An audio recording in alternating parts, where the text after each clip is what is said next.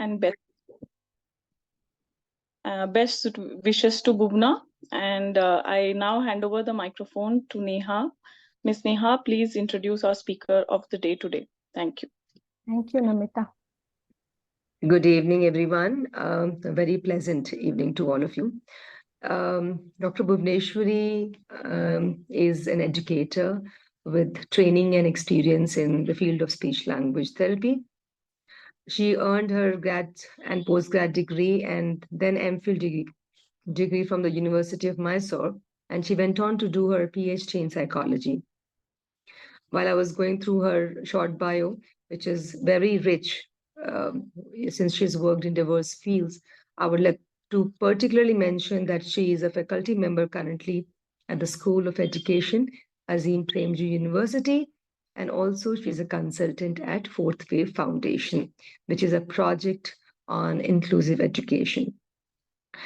Among her various achievements, the one that's actually worth mentioning is that she's a member of the Expert Advisory Committee for the Meghalaya Health Systems Strengthening Project. And she's a part of the team, and she's currently developing the inclusive curricular material for the early years. I now hand over the platform to Dr. Bhuvna because I would love to hear her views on today's topic. Dr. Bhuvna, over to you now, please. Thank you so much. Good evening, everyone. So glad to be here and very happy to have had the opportunity to be on this forum of speech-language therapists and audiologists. The topic for today is something very close to my heart, and that's one of the reasons that with training in speech-language pathology, I continue to work on helping children with special needs, with any kind of disability, to thrive in a mainstream general education classroom.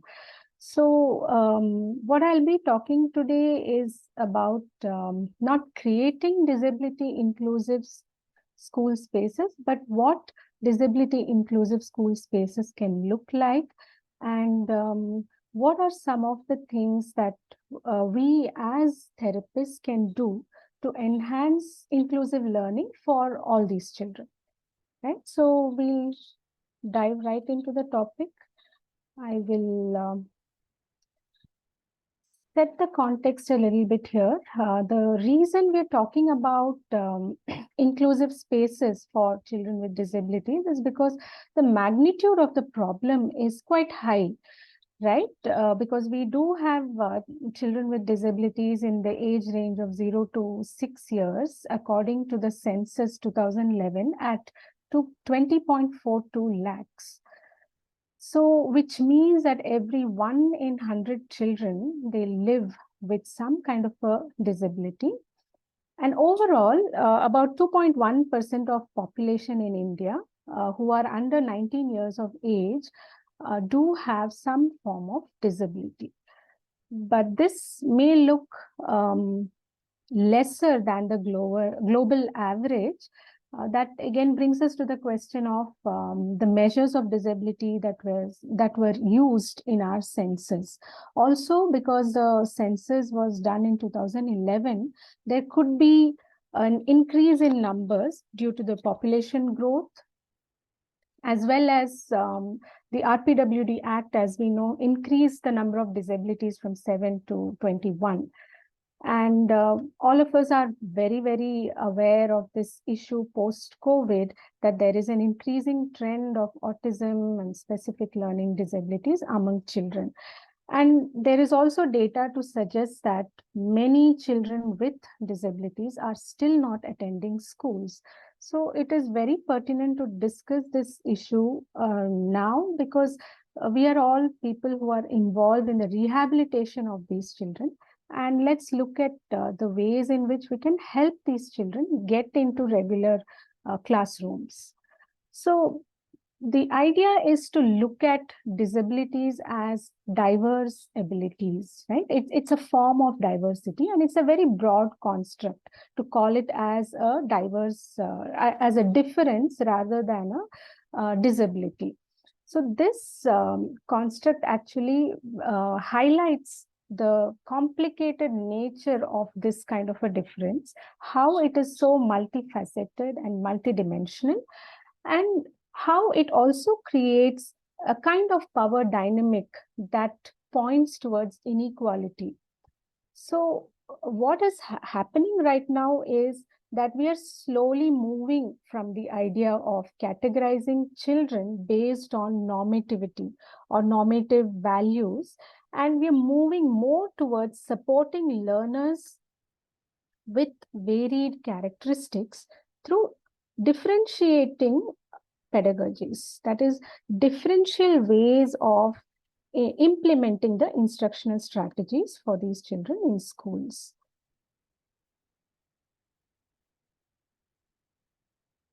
So I'll give you two examples of classrooms. This is classroom A, where 40 children are sitting on wooden benches behind desks with their exercise books open and their pens in their hands. The teacher is writing question answers on the board from the grade 2 textbook, making sure that she writes it exactly as it is written in the textbook. The boys who are sitting on the right side of the room copy what the teacher has written into their notebooks. The girls who are sitting on the left side of the room wait for the teacher to move so that they can see what she's written and copy it into their exercise books. So as she writes, the teacher asks, "Are you copying the story that I'm writing?" And then everyone answers, "Yes, teacher." So this is one scenario. Then we have another classroom where two groups of children are sitting on the floor in two circles. And both these groups have boys and girls. And what the grade 2 teacher is doing here is teaching shapes. So in one group, the children are talking about circles.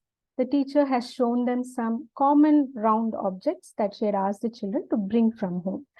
The children handle the objects, then work together to make a list of other objects that are circular in shape. So in the other group, what happens is some of the children are holding rolled up newspapers that look like long sticks. The teacher calls a number, and the child with that number places her stick on the floor in the center to begin forming a square. And you also have a child with a hearing difficulty there. So she adds her stick to form a triangle and smiles at the teacher. The teacher smiles back at her and says, "Very good," making sure that the child can see her lips as she speaks. A parent who has volunteered to be a classroom helper for a week pats her on the arm and then turns to assist a student who is confused about where to place his stick in order to form a new shape. So do you see the contrasting scenes in both these classrooms? And maybe you can respond on chat saying which classroom do you think is ideal for any child who is having some form of disability? Which is a more learner-friendly classroom according to you? Anybody wants to talk or type? They can put it in the chat box during Yes. the presentation. Yeah. Classroom B.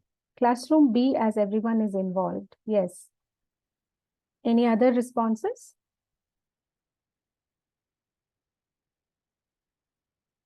So we take 2 as a majority, and then we say that classroom B looks more or less like a place that accepts all kinds of learners, right? So what I'm trying to say here is that this is how, not typically, but at least to an extent, an inclusive classroom space would look like. So in a sense, an inclusive classroom space is like a microcosm of the real world, the society that we live in. And for children who have disabilities, it's very ideal in the sense it caters to children with varying abilities. And most importantly, it fosters a sense of belonging. So everybody feels that they are valued and they belong to that classroom. There is mutual respect and growth.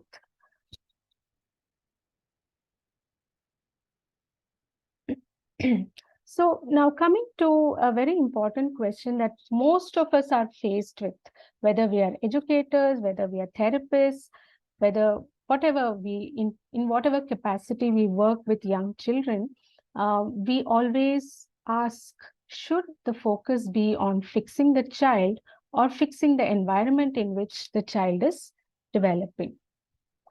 So to answer this question, I think it's important to go through the different models of disability, because the question is whether we need to work on the child, fix the child in that sense, to maybe be on par with the others, or do we fix something in the environment of the child so that the child feels comfortable growing up.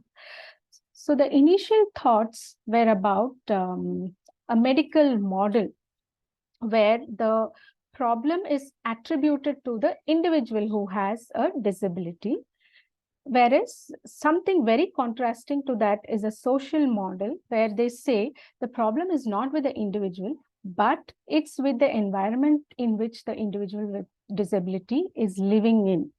So there are attitudinal barriers, there are physical barriers. It's the society that creates the problem for this person. It's not the impairment in the person as such. And then came the biopsychosocial model, which kind of borrows from both these models, considering that either of these models are able to adequately explain disability, right? And the reason why we are talking about inclusive education today is because of the human rights approach that took over, based on which there was an emphasis on including all children, even those with disabilities, into general education classrooms. So we will look at these models in a little detail to set the context for the subsequent topic or the subtopic that we'll be discussing. So this medical model, as I was explaining, is looking at the impairments in the individual and locating the barrier within the individual. So here the individual is diagnosed and also treated. So the idea is that disabled people are abnormal, and it is very important to reduce or eliminate their impairment. So it's mostly from a biological point of view that the individual is looked at. And the environmental issues, the problems that arise due to inflexible environments are completely discounted in this model. As opposed to the medical model, through the work of Mike Oliver, basically, who was a person with disability himself, the social model became quite popular, and it provided an alternative perspective to the medical model. So here the barrier is located in the environment or the society in which the person with disability is living in, right? So societal negative attitudes and exclusion are considered to be the main contributors to the inferior position that disabled people are in. So the whole argument is that the society is the one that discriminates or separates or isolates disabled individuals by not providing them with education and training or accommodations that are there. And the solution that they propose here is not healing the impairment, if you can say so. It's more about changing the societal perceptions and reduce the discrimination that is there against the persons with disability. So this picture kind of contrasts the two models and tells you where the problem or the barrier is located.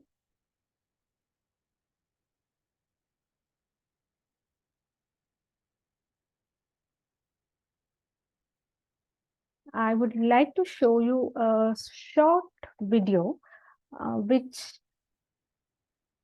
helps us understand the social model in a better way. Most of my students have enjoyed this video a lot.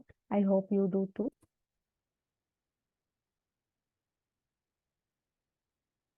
A second, I'll put it on full screen. Yeah.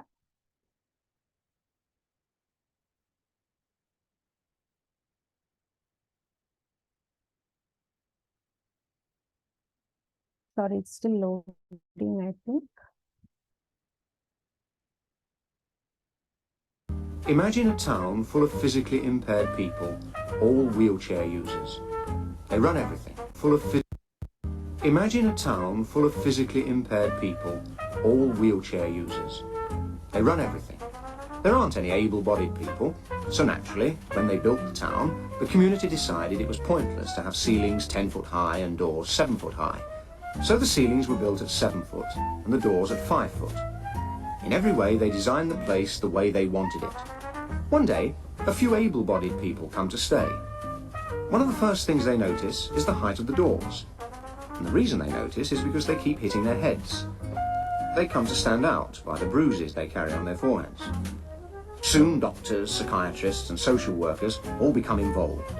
Committees are formed. Many people are worried about what becomes known as the problem of the able-bodied. Throughout the town, there is a growth of real concern.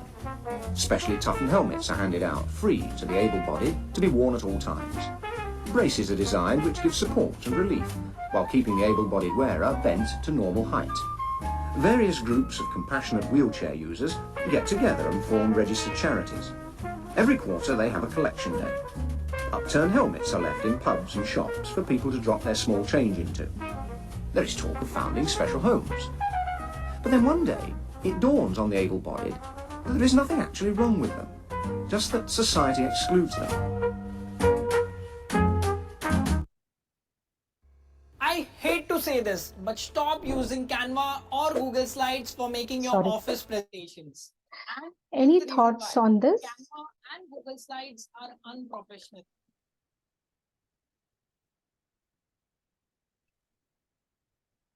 Any thoughts on this video?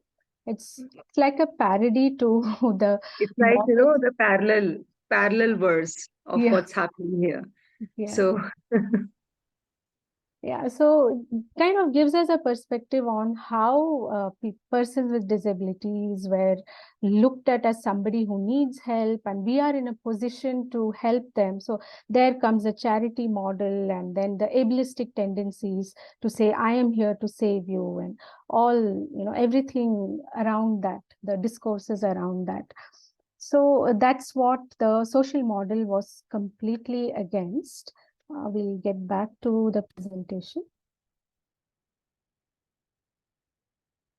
So there, I just wanted to share this article by Tom Shakespeare in 2010, who does not accept social model as well, because he says the medicalization of disability is, of course, inappropriate and an obstacle to effective analysis and policy, because we know that due to the social model and perspectives around that, we had, and also it gave rise to the rights-based approach, and therefore the legislations were formed around disabilities. But he argues that the social model is just one of the available options for theorizing disability. It is not all encompassing. So the weakness that he points out is that the neglect of impairment as an important aspect of many disabled people's lives, which means this social model is actually disowning individual and medical approaches. And therefore, the risk is that we state that impairment is not a problem, while we all know that it's not true. And therefore, there was a need to evolve more sophisticated or complex approaches. And then the biopsychosocial model came into existence, which is what is used by WHO for the International Classification of Functioning, Disability and Health. So this biopsychosocial model, as you see, has three components, which we will look into in detail. It incorporates the social and medical models of disability. It accepts the affecting factors for disability discrimination as the impairment of individuals, as well as the negative societal factors. So this, in a way, gives a very comprehensive concept around disability, and borrows from both the social and the medical models. So the acknowledgement is that biological problems or impairments need to be treated by medical and rehabilitation professionals. And parallelly, the society also needs to find ways to include disabled people in social, economic, and political activities by providing them with equal opportunities. So you see that the biology, psychology, and the social context are interacting at different levels.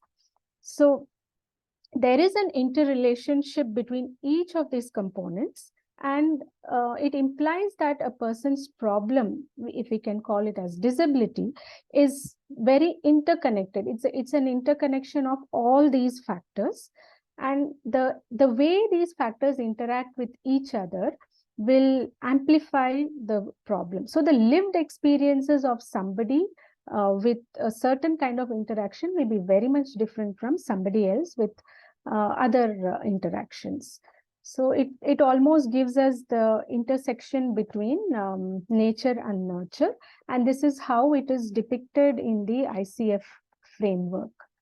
So there is the body structure and function, activity and participation as the main aspects, taking also into consideration the environmental and personal factors.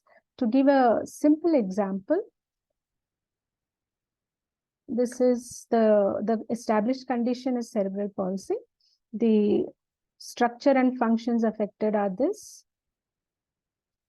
right? Participation and activity, these are the ones that are affected. Personal factors and social factors, which can aid or dampen.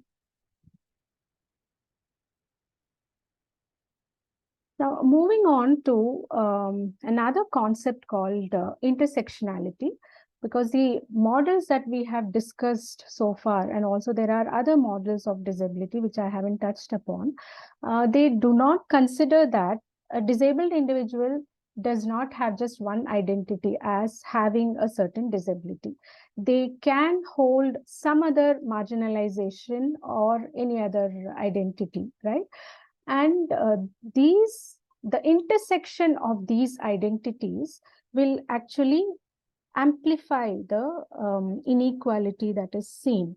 So this the concept of intersectionality actually came from Black feministic philosophy by this Crenshaw is the person who put forth this idea that multiple forms of inequality or disadvantage sometimes compound themselves and create unique problems for certain groups of people or certain individuals. So it's basically an analytical framework to understand how aspects of a person's social and political identities combine to create either privilege or discrimination. So this concept of double disadvantage comes in. What if a person has hearing impairment as well as is from underprivileged society? What if it's a girl child with a specific disability?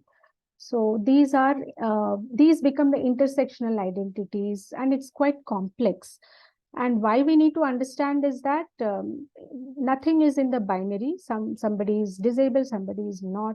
There are multiple identities to a person, and it matters when we actually think about rehabilitation and also including them in any setting, not just educational settings.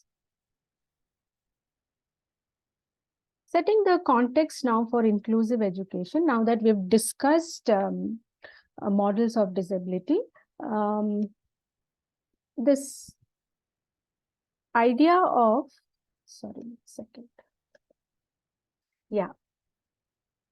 why inclusive education? It's because in simple terms, it's a right. So the United Nations Convention for the Rights of Children and for the Rights of Persons with Disability mandates that we push for inclusive education.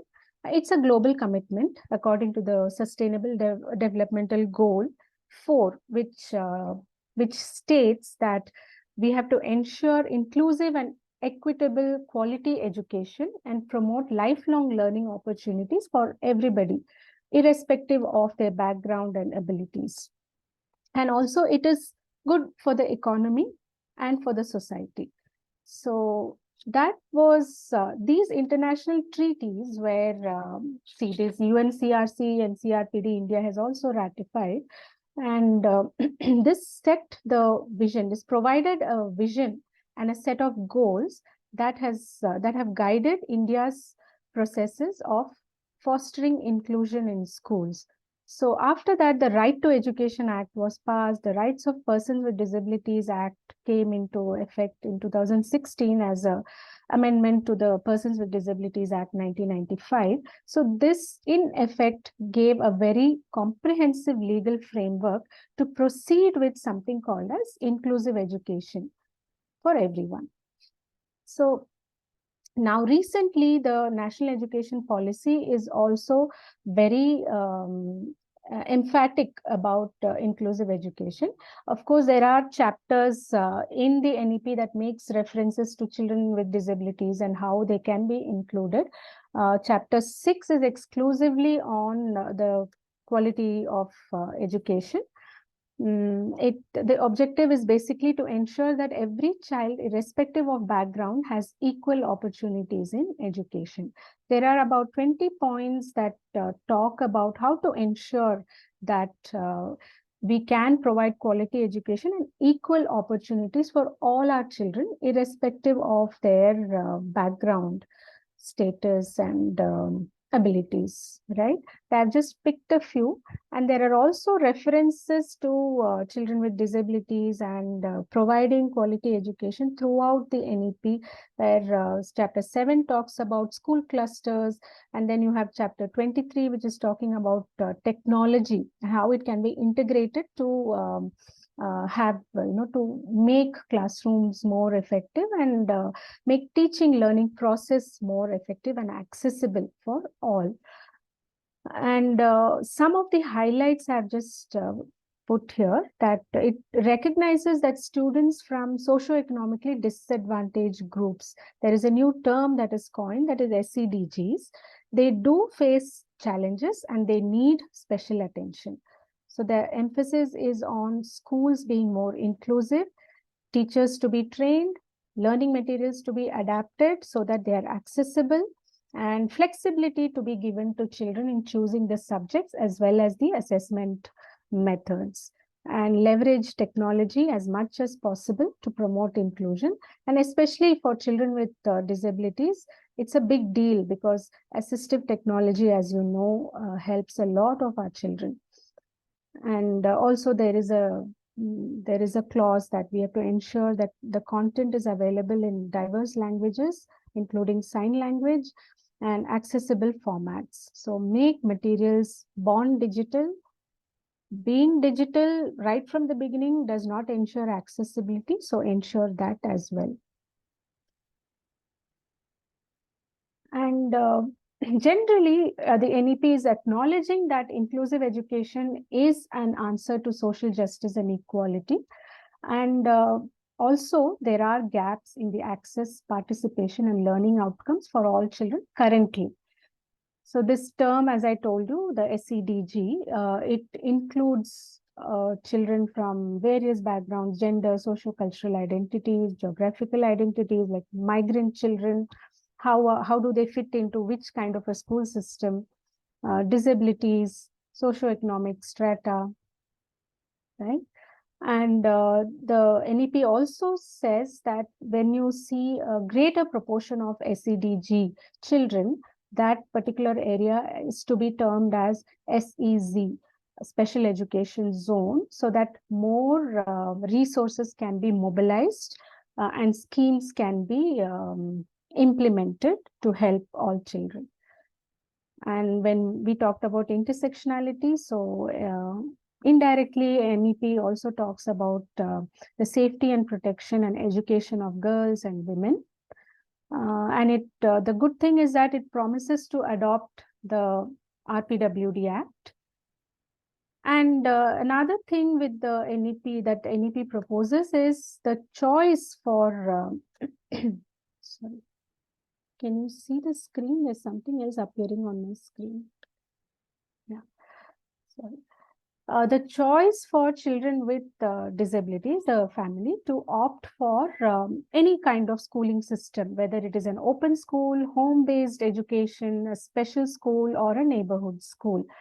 So it also talks about the importance of improving infrastructure and technology to aid access to school and learning materials, and also transportation. A lot of things have been discussed in depth in the NEP. And most importantly, it talks about the capacity building of mainstream teachers to learn to teach children with disabilities and address other SEDG issues, which means the teachers currently acknowledge that they do not have training, and though they want to help our children with disabilities, they're not able to do that simply because they're not equipped enough or trained to handle them. So then again, that becomes a point of contention. Then you bring in the others to help them, and then it becomes specialized, then they get segregated, and the whole point of inclusion is lost. Although there are several clauses, the chapters are in detail and it talks about a lot on inclusive education, there are still some ambiguities in the NEP, and these are all open questions. Probably it was also kept a little open to not to be so prescriptive, but yeah, these are some questions that I could think of, like where do, sorry, there is a spelling error here. Where do children with disabilities study? Because it mentions that students with benchmark disabilities can avail free education in the neighborhood schools. And they can also, children with severe disabilities can also opt for home-based education. And they will be brought into the mainstream, the fold of the general education classrooms by tracking them. And there's also the question of who should teach them. Are the mainstream school teachers equipped enough to handle them? And what are the norms and standards applicable to both the educational institutions and the service centers that are catering to the needs of these children? So as per the NEP, norms and standards still have to be developed after an audit. So we don't know when this audit will be happening. These are some open questions. We can think about them. Coming to the point of inclusive education, this has been the journey from exclusion to segregation to integration, and now we are talking about inclusion. So it's only in the recent couple of decades, and in India much more recently, that talks about inclusion are happening and capacity building of teachers is happening in a large scale. So when we talk about creating inclusive spaces, we need to understand that there are certain dimensions of inclusion which come into effect when we are trying to design inclusive spaces. One is, of course, producing inclusive policies. That is again a top-down thing, producing the policies. But then down the order, we need to also evolve inclusive practices and overall create inclusive cultures so that children, irrespective of their backgrounds or abilities, are able to thrive in a general education classroom. So we are looking at inclusive education as a process. So it's not a method, it's not a technique, it's not a strategy, but it's a process of reinforcing the capacity of education systems to welcome and reach out to all learners. So it basically involves a transformation of schools to cater to all children.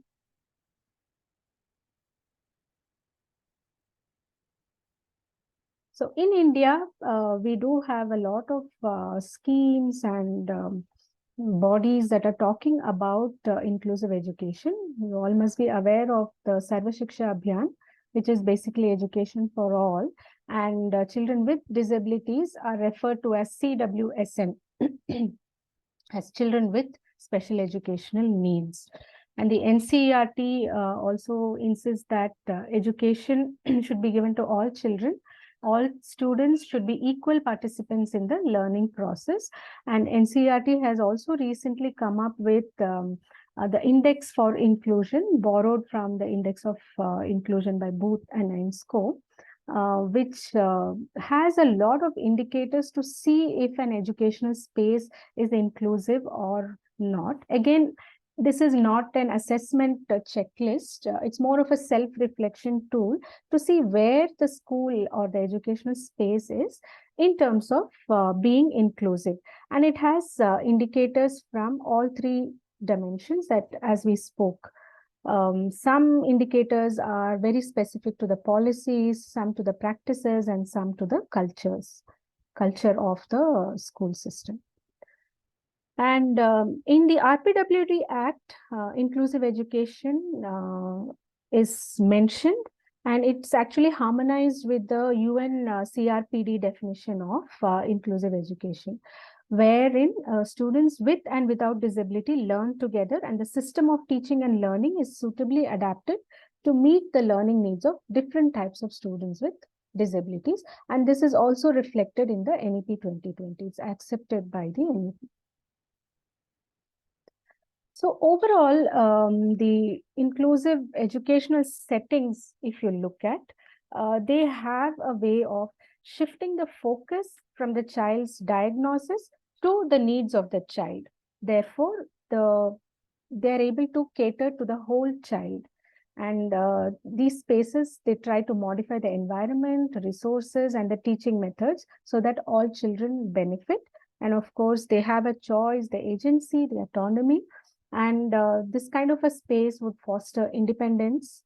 And the most important thing in an inclusive space is that all stakeholders are taken into consideration: the community, the parents, and the entire micro and mesosystem of the child. They embrace diversity, acknowledge the needs of an individual child, basically begin with the strengths of the child rather than looking at the deficits of the child. And most of the time, these kind of spaces try to mitigate the stigma associated with disabilities. So therefore, as we mentioned earlier, inclusive classroom is more or less like a microcosm of the real world. It gives an opportunity for everyone to learn alongside their peers. Every child is supported in order to learn, contribute, and participate. Meaningful participation is something that's like a hallmark of an inclusive space. So if we need to develop inclusive, especially disability inclusive school spaces, we need to think of flexible curriculum and availability of appropriate resources.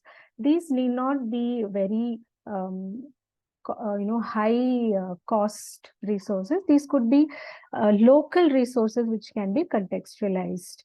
And there are several good practices that have been documented in literature, and frameworks have been arrived at. And some of the schools I know in Bangalore are also following few aspects of these approaches. One is the response to intervention, where you have a tiered model where you give high quality instruction to everyone.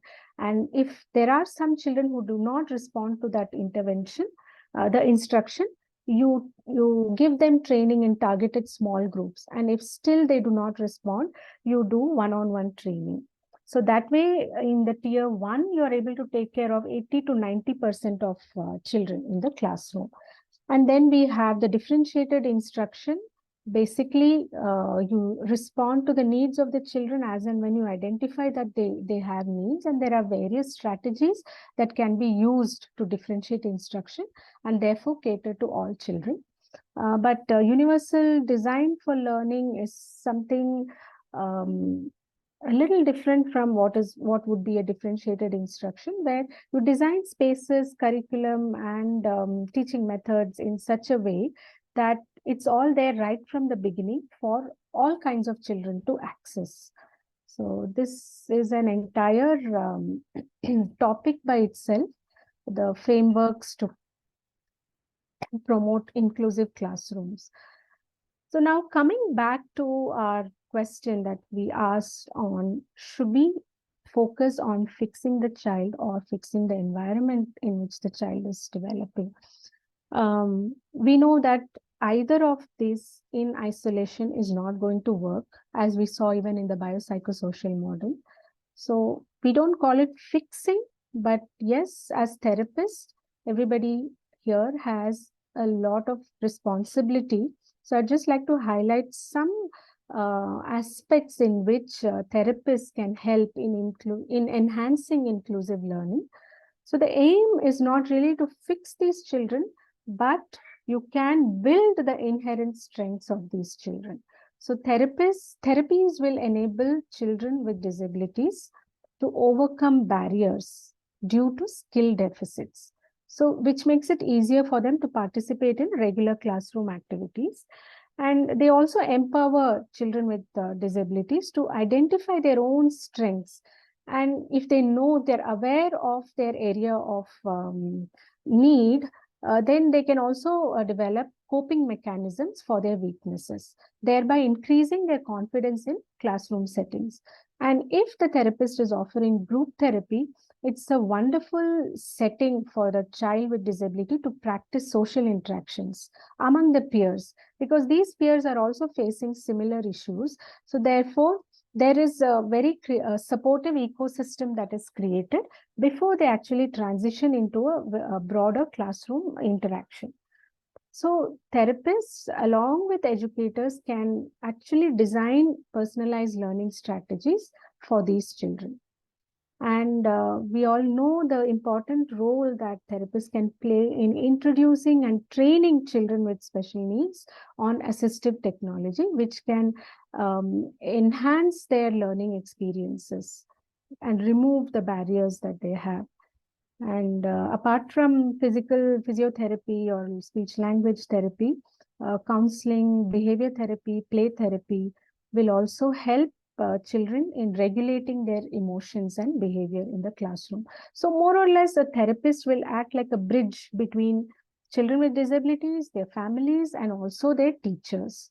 So with the strengths that the therapists have, they can provide insights into the child's challenges and help teachers also to be more compassionate and effective in their approach. They are also something like teacher educators who can actually inform teachers of the problems that these children face. So that's how therapists can ensure that a huge spectrum of children who have disabilities and are there in general education classroom systems can benefit from inclusive classrooms. So this idea of integrating help from therapists, from medical professionals, and then educating the teachers, removing the barriers, and also training the teachers' use of technology, all this is envisioned by the Samagra Shiksha Abhiyan. And as we know, the Samagra Shiksha Abhiyan actually subsumes the Sarva Shiksha Abhiyan, the Rashtriya Madhyamik Shiksha Abhiyan, and also the teacher education program. The good thing is that the Samagra Shiksha Abhiyan also talks about special schools and intervention centers, which can be used as resource centers for general teachers and help them how to learn to teach children with disabilities, right? So again, I just want to show an example of a good practice following the Sarva Shiksha Abhiyan and helping children with disabilities integrate or get included into government schools in North Karnataka. So this gives us hope that even children with multiple disabilities can actually be included in regular classrooms, and that too government schools.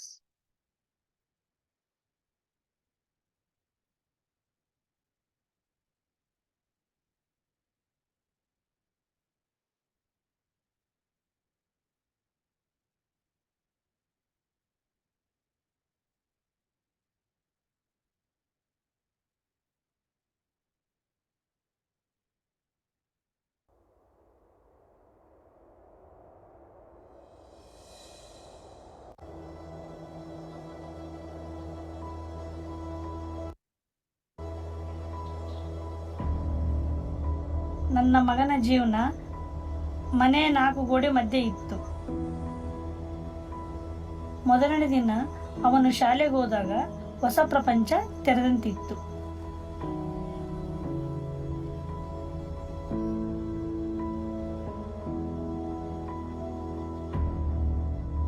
ನಮಸ್ತೆ, ನನ್ನ ಹೆಸರು ಸೌಭಾಗ್ಯ. ನಮ್ಮೂರು ಸಂಗಾಪುರ. ನನಗೆ 2 ಮಕ್ಕಳಿದ್ದಾರೆ. ನಮ್ಮ ಅತ್ತೆಯವರಿದ್ದಾರೆ. ನಾನು ಆಶಾ ಕಾರ್ಯಕರ್ತೆಯಾಗಿ ಕೆಲಸ ಮಾಡ್ತಾ ಇದ್ದೀನಿ. ಕೆಲಸ ಮಾಡೋಕ್ಕಂತೂ ನಾನು 16 ವರ್ಷ ಆಯಿತು. ನನಗೆ 2 ಮಕ್ಕಳು ಸರ್. 2 ಮಕ್ಕಳಿದೆ. ಒಬ್ಬನು ಮಲ್ಲಿಕಾರ್ಜುನ್ ಅಂತ, ಅವನೇ ಹ್ಯಾಂಡಿಕ್ಯಾಪ್ಟ್ ಆಗಿದ್ದಾನೆ.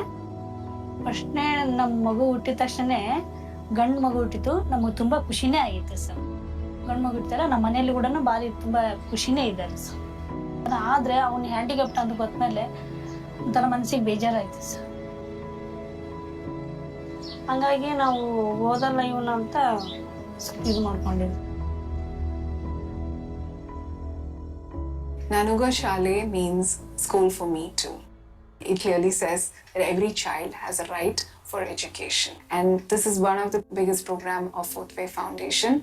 The issues that as part of our program we see is many of the parents are having lack of awareness that the child can be admitted to the school. Second is also we see that transportation is another issue because many of these parents come from the marginalized segment society. Third is also they do not want to enroll the child because it is a social stigma that they find it difficult to even tell that they have a child with disability. The school readiness program is basically a bridge program where a child with disability who's enrolled but is out of school. So Nanuga Shale has set up the school readiness program centers where the child is able to go to their age appropriate classroom and be part of their learning with their friends rather than being in their respective homes. The whole objective is sensitizing the parent about what it means to be in a school. Mallikarjun ನಾನು ಮೊದಲನೇ ಸಾರಿ ಮನೆಗೆ ಹೋದಾಗ ಮಲ್ಲಿಕಾರ್ಜುನ್ ತುಂಬಾ ಅಳ್ತಾ ಇದ್ದ. ಅವನಿಗೆ ಏನಂದ್ರೆ social interaction ತುಂಬಾ ಕಡಿಮೆ ಇತ್ತು. ಅವ್ನಿಗೆ ಯಾರ ಹತ್ರ ಮನೆಯಲ್ಲಿ ಆಗ್ಲಿ ಪಕ್ಕದ ಮನೆಯವರಾಗ್ಲಿ ಯಾರು ಜಾಸ್ತಿ ಮಾತಾಡ್ತಿರ್ಲಿಲ್ಲ. ಅವ್ನು ಅಳಕ್ಕೆ ತುಂಬಾ ಅಳ್ತಾ ಇದ್ದ. ಬಟ್ ಅದಕ್ಕಿಂತ ಮುಖ್ಯವಾಗಿ ನಾವು ಮಲ್ಲಿಕಾರ್ಜುನ್ ಶಾಲೆಗೆ ತರ್ಬೇಕಂತಂದ್ರೆ ಅವನಿಗೆ ನಡೆಯಕ್ ಬರ್ತಾ ಇರ್ಲಿಲ್ಲ.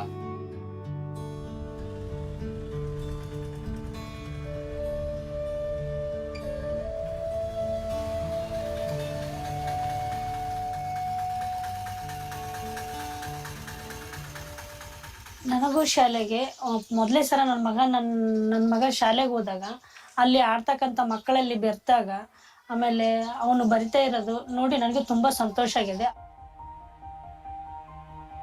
Having access to technology has profoundly changed the way we help and work with children with disabilities. HP is supporting the digitization aspect of Nanuga Shale program where training and capacity building is required not for just certain set of people but it is for everyone. A remote consultation is another beautiful form where the child doesn't have to visit city to get their required therapy. They are in their village coming to the center where the doctor is assessing them and giving simple solutions. Mallikarjuna ಮೊದಲಿರೋ ಸ್ಥಿತಿಗೂ ಈಗಿರೋ ಸ್ಥಿತಿಗೂ ನೋಡ್ತಾ ಇದ್ರೆ ನಮ್ಗೆ ತುಂಬಾ ಖುಷಿ ಅನ್ಸುತ್ತೆ. ಯಾಕಂದ್ರೆ ತುಂಬಾ ಬದಲಾವಣೆಗಳಾಗಿ ಅವನಿಗೆ ಎಲ್ಲರ ಜೊತೆ ಬೆರೀತಾನೆ, ನಗ್ತಾನೆ, ಆಡ್ತಾನೆ. ನಾವು ಹೋದ್ರು ಸಹ ನಗ್ತಾ ರಿಸೀವ್ ಮಾಡ್ತಾನೆ. ಈಗ ಅಳೋದು ತುಂಬಾ ಕಡಿಮೆ ಆಗಿದೆ. ಪ್ರತಿಯೊಂದು ಮಗುವಿಗೆ ಶಿಕ್ಷಣ ಬೇಕೇ ಬೇಕು. ಯಾಕಂದ್ರೆ ಅದು ನಮ್ಮ ಹಕ್ಕು. ನಾವು ತಂದೆ ತಾಯಿಯಾಗಿ ಮಕ್ಕಳಿಗೆ ಶಿಕ್ಷಣ ಕೊಡ್ಲೇಬೇಕು. ಮತ್ತೆ ನಮ್ಮ ಮಕ್ಕಳು ಕೂಡ ಚೆನ್ನಾಗಿ ಓದಿ ಎಜುಕೇಶನ್ ತಗೋಬೇಕು, ಸಮಾಜದಲ್ಲಿ ಮುಂದೆ ಬರಬೇಕು. ಸ್ವಲ್ಪ ಸಮಾಜದಲ್ಲಿ ಗೌರವದಿಂದ ಇರಬೇಕನ್ನೋದೊಂದು ಆಸೆ ನಮ್ಗೆ ಭಾಳ ಇದೆ.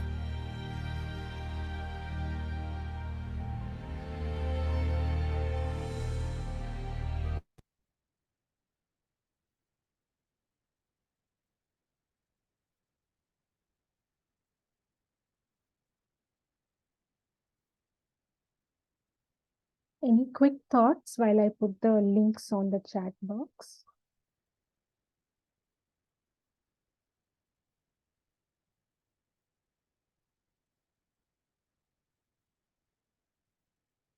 Because I think we just have 4 more minutes.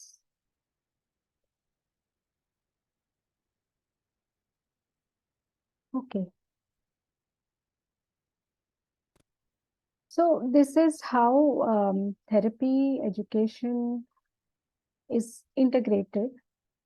And I thought it was an example of a good practice because you see a lot of children with multiple disabilities that this NGO has worked with have been mainstreamed into the nearest government schools.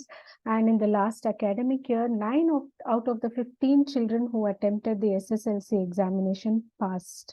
So that was a great achievement. Yeah, and I thought I'll leave you with some reflections where, want to insist that participation is the engine of development. And the difference between focusing on services and focusing on outcomes should be very clear. Services like an early intervention program, it's a means to an end, and it's not an end in itself. And as a community, we need to stand up for children as well as support children to stand up for themselves in a meaningful way that is appropriate to their age and stage of development. And there should be a convergence of values and practices between educational settings as well as the intervention centers that provide services to support the development of more inclusive school environments. That's all I had to share. Happy to take questions, feedback, comments.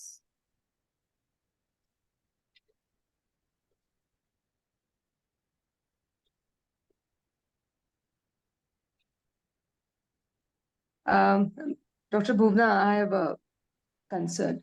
Now, since, NEP, NCF, they all talk about disability, and Yes. since you work, you know about the theory, what's there in the papers and what's there in practice, there's a huge gap. Yes. I, as somebody, say a parent, not knowing much about a child with intellectual disability or child who is a slow learner, in your experience, what kind of hurdles do they face, and is system ready to take care of children who have been identified, but their needs are not yet met? Unlike children with stammering, or unlike children with cerebral palsy or autism spectrum disorder, I think these children are not yet, there's not much of awareness as compared to other entities. And so what do you think? What is system doing about it? So like you rightly said, it's all there on paper. The system says that we need to cater to these children. And the most important aspect that is emphasized is the capacity building of teachers to actually recognize these issues, right? So that is what is there in the policies. But as you say, there is a huge gap in the implementation, though there is a provision of 25% reservation under the Right to Education Act. It is not a reality as yet. And I acknowledge that there is a huge gap.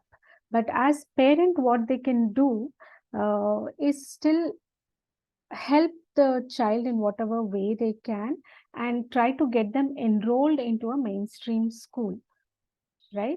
And if not, like the NEP talks about, there are provisions to choose any kind of schooling system. And I would also like to add that several NGOs have played a crucial role in bridging this gap. Like the example that we saw, These are all parents who had no access or knowledge or awareness even about visible disabilities. But I think we need to mobilize a group of people who can actually be like a bridge between the parents and the education system. Yeah, I think I understood. One more thing I felt was like in the policy papers, you see a lot of emphasis on teachers' education, teachers' training, but the Yeah. parent empowerment is something that I feel is been missing. So since you are a kind of person who is connected and who is instrumental and who has a voice which can go there, reach there, I think that is something that needs to be there, and there should be some structured framework as to how we have to achieve. Yeah, to have parent empowerment groups, Yeah, and also exactly. include parents in the school management association. Exactly, Yeah, that exactly. would be a good step to think of. I think there are questions in the chat box, so Yeah. we'll just go through one by one. Is there anybody that is providing guidance for children with specific needs and how school can and should implement to raise awareness amongst teachers in the regular schools as a part of their CUs to design programs to help them capacity building? It is the question by one of the participants. So Yeah. So it continues, since I work with deaf and hard of hearing children who may also have other additional disabilities, schools cannot handle their needs, no awareness and unwillingness to use technology. Right. So the answer partly lies in your question. You said as part of their CEUs to design programs to help them in capacity building, which some places are already doing. And two ways to look at it is the pre-service teacher training and in-service teacher training, both happening parallelly, because so far there has not been a substantial amount of information or training in special needs in a regular B.Ed program, which is what the pre-service training should now aim to do. And also those who have gone through the system of not knowing how to handle these children should be given in-service teacher training. So that is, I think, the way to go. And regarding the unawareness and unwillingness to use technology, like I said, we need to mobilize a group of people who would actually be willing to create this awareness and help them in using technology. And most of the time, the refusal to work with these children is because of not being aware of how to do this. Right? Does that answer the question, or do you want anything more? I think you have answered.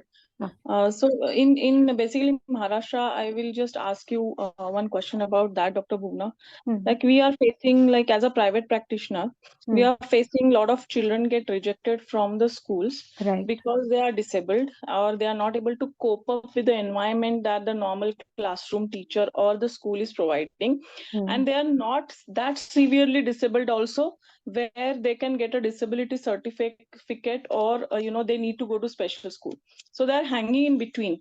And we face a lot of trouble as a private practitioner to then we had to start our own school readiness program, because there was nobody to train the teachers. There was nobody to even the private schools were not accepting the initiatives done by NGOs to train their teachers. So it was so much of an issue that one child had to be school home based.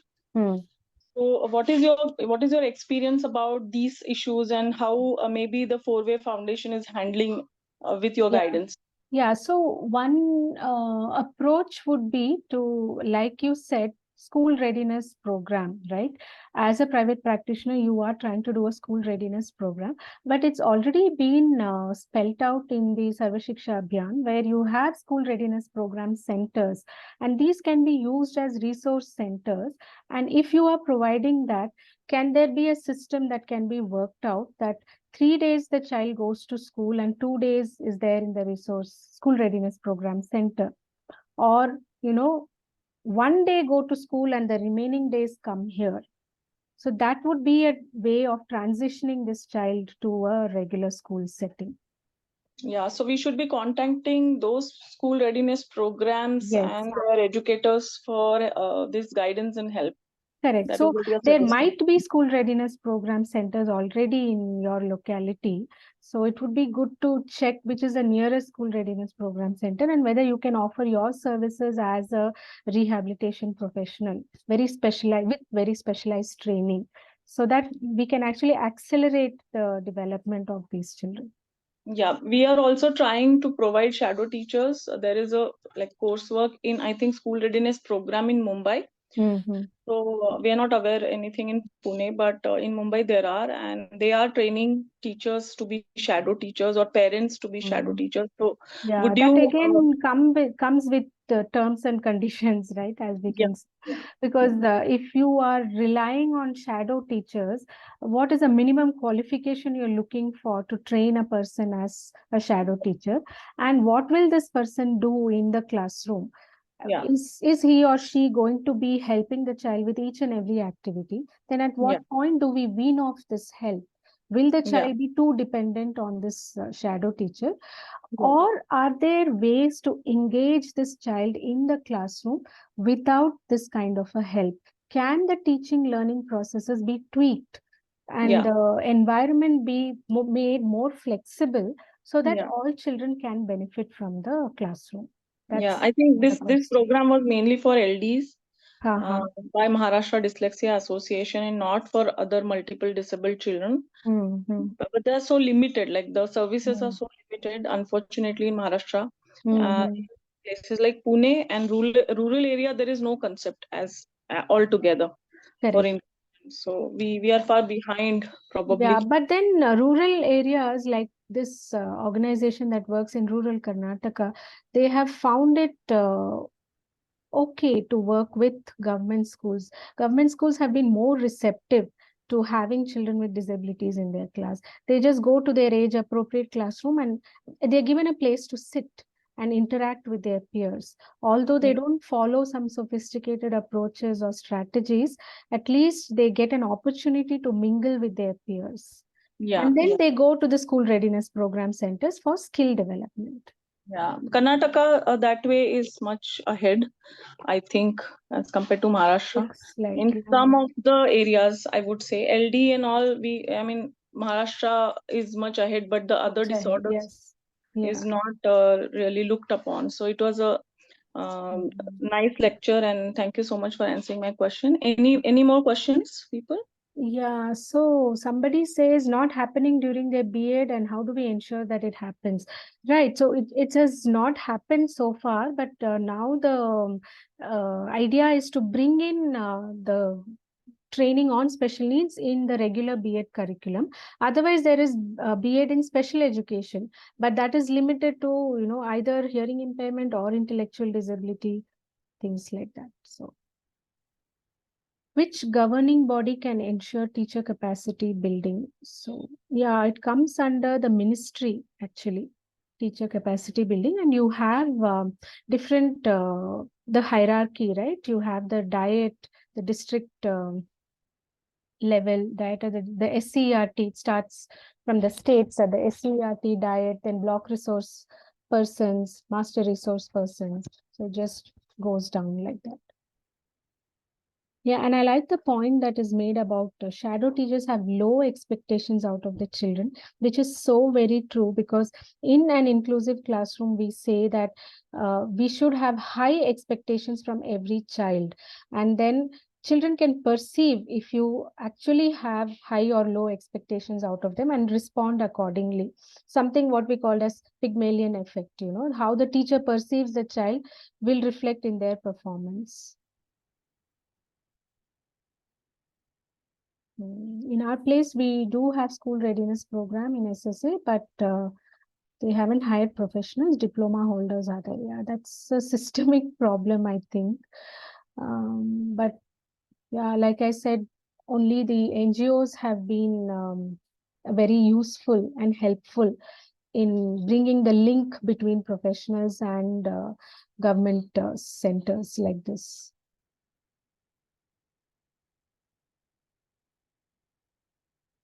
I don't think there Are are there any any more more questions? questions on chat. I don't see any more chat Yeah, questions. even I don't see.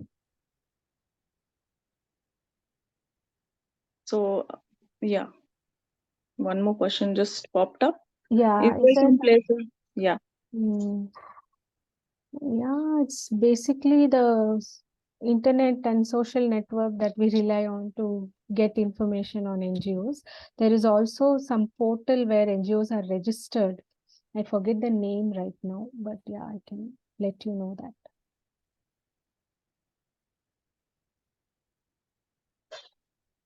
Okay, maybe I will look for this information. All right.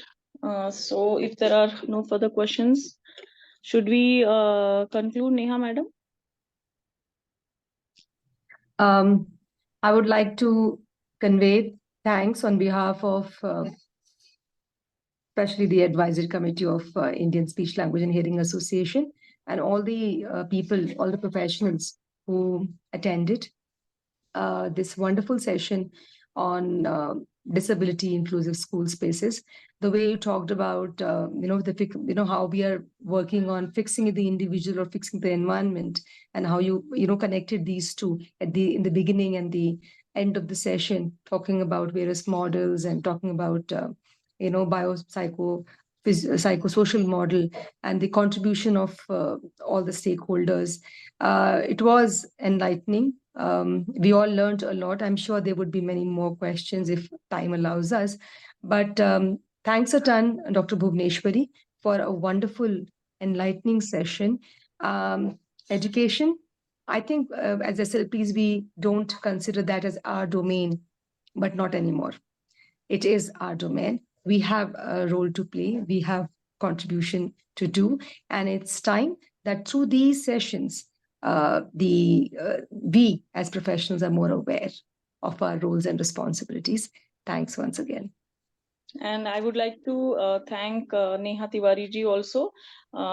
People are already aware about her foundation, Sacheta, and she's a founder, and she's been doing wonderful job in the army schools and schools across North India. And she's been working, hardworkingly and very passionately about the awareness programs, which I can know, and through her and her Facebook accounts of Sacheta. So I would request everybody to get in touch with her and Dr. Bhuvna if you need any help regarding this inclusive education and playing your role as a private practitioner in special education in India. So thank you all for attending. If we can have a quick photo, I think few of the participants have, but I think we can just have a quick photo with everyone. I You think stole my words, Namita. The regard that I have for Neha ji.